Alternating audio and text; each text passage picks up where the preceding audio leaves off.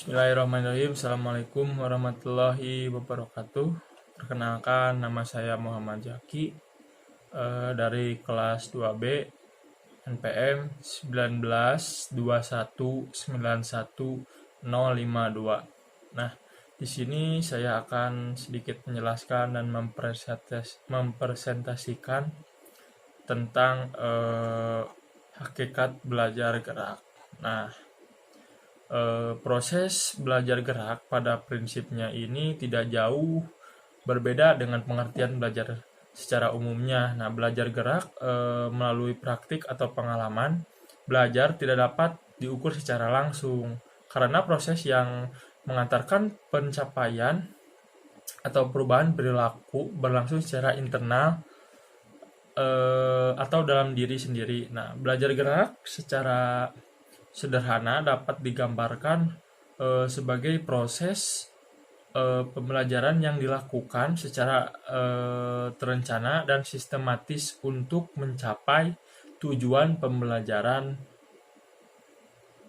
yang direncanakan. Lalu pada dasarnya belajar gerak ini merupakan suatu proses belajar yang memiliki tujuan untuk mengembangkan berbagai keterampilan gerak yang optimal secara efisien dan efektif. Nah, lalu seiring dengan itu, Smith menegaskan bahwa belajar gerak dapat mengubah kemampuan gerak ke arah kinerja keterampilan gerak tertentu. Nah, sehubungan dengan hal itu, perubahan keterampilan gerak dalam belajar gerak merupakan indikasi terjadinya proses belajar gerak yang diperoleh bukan hanya dipengaruhi oleh faktor kematangan gerak, melainkan juga oleh faktor proses belajar gerak. Nah, di sisi lain pengaruh dari belajar gerak ini tampak pada perbedaan yang nyata dari tingkatan keterampilan gerak seseorang anak yang mendapatkan perlakuan pembelajaran gerak intensif dengan yang tidak. Nah, pada kelompok anak yang mendapatkan perlakuan belajar gerak yang intensif menunjukkan kurva kenaikan progresif atau permanen, jadi naik kurvanya. Lalu masuk ke materi yang pertama, yaitu pengertian belajar gerak. Definisi belajar gerak ini menurut Smith adalah suatu serangkaian proses yang dihubungkan dengan latihan atau pengalaman yang mengarah kepada perubahan-perubahan yang relatif menetap dalam kemampuan seseorang untuk menampilkan gerakan-gerakan yang terampil. Nah, pada definisi Smith ini mengandung 3 aspek. Yang pertama ada belajar merupakan pengaruh latihan atau pengalaman. Lalu yang kedua, belajar tidak langsung termati. Lalu yang ketiga ada perubahan yang terjadi relatif melekat. Nah, yang pertama tadi yaitu belajar merupakan pengaruh latihan atau pengalaman. Nah, perkembangan kemampuan memang bisa berkembang tanpa dilatih. Nah, kemampuan tersebut berkembang misalnya karena pengaruh kematangan dan pertumbuhan. Nah, contohnya adalah keterampilan berlari. Nah, tanpa dilatih, dalam arti sebenarnya kemampuan berlari akan tetap berkembang karena adanya pengaruh kematangan. Nah, siapapun anak yang normal pasti akan menguasai keterampilan berlari tanpa berlatih. Lalu yang selanjutnya adalah belajar yang kedua adalah belajar tidak langsung termati. Nah, ketika latihan berlangsung terjadi banyak perubahan dalam sistem saraf pusat. Nah, perubahan tersebut terjadi karena penganyaman berbagai kemampuan dan pengalaman gerak dalam situasi memori dan dalam otak. Nah, proses inilah yang menetapkan perubahan yang terjadi agak relatif menetap. Nah, lalu yang ketiga yaitu perubahan yang terjadi relatif melekat. Nah, banyak perubahan dalam penampilan terjadinya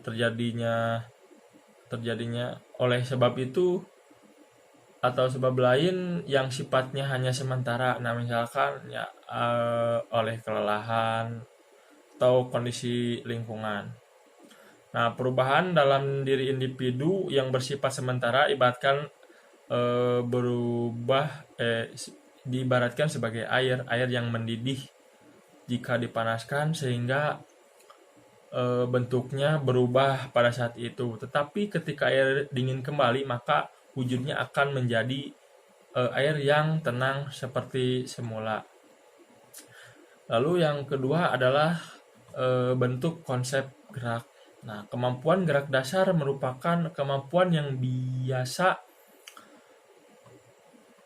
biasa siswa lakukan guna meningkatkan kualitas hidup. Perkembangan penguasaan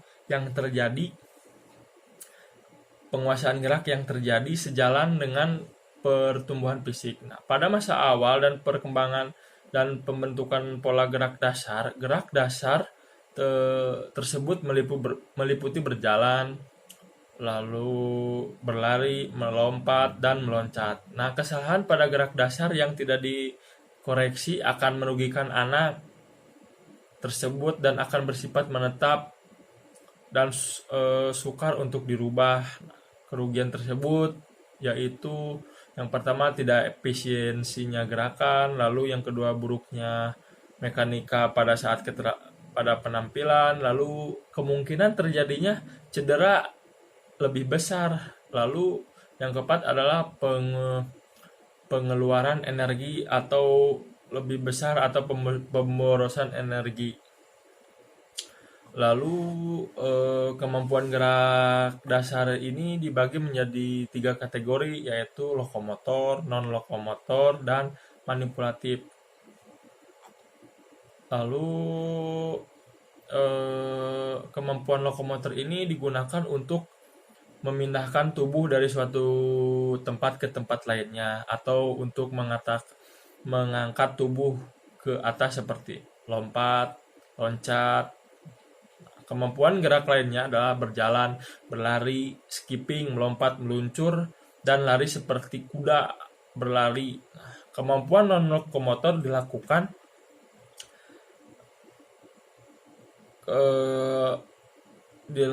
di tempat tanpa ada ruang gerak yang memadai. Nah, lalu kemampuan manipulatif dikembangkan ketika anak tengah menguasai macam-macam kemampuan anak tengah menguasai macam-macam objek. Nah, kemampuan manipulatif ini lebih banyak melibatkan tangan dan kaki. Lalu yang terakhir adalah ranah gerak. Nah, kata ranah sendiri adalah terjemahan dari kata doman yang diartikan bagian atau unsur gerak tubuh, merupakan salah satu kemampuan manusia untuk melaksanakan hidupnya. Gerak tubuh manusia bisa diklasifikasikan menjadi beberapa macam. Nah, yang pertama adalah fleksi, lalu adalah oktansi dan rotasi. Nah, perkembangan dan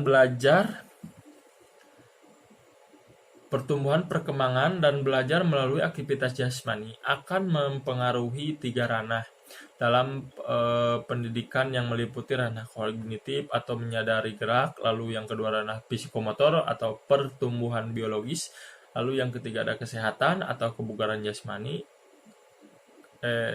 Ranah psikomotor, nah pertumbuhan biologis, kesehatan, dan kebugaran jasmani. Nah, yang terakhir ada ranah afektif, nah, rasa senang dan aktualisasi diri atau konsep diri. Nah, sekian video ini dibuat. Mohon maaf apabila banyak terjadinya kesalahan, kurang lebihnya mohon maaf. Sekian dan terima kasih. Assalamualaikum warahmatullahi wabarakatuh.